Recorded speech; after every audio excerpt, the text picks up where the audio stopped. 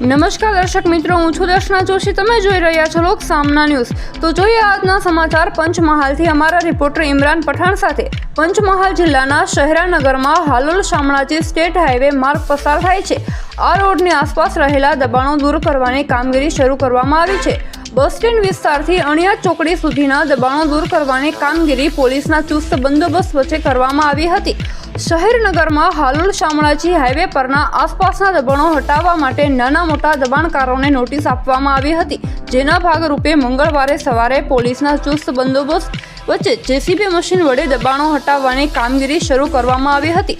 Bus stand, સીધી ચોકડી, અણિયા ચોકડી અને માર્કેટ યાર્ડ સુધી હાઈવે બંને બાજુના દબાણો દૂર કરવામાં આવ્યા હતા.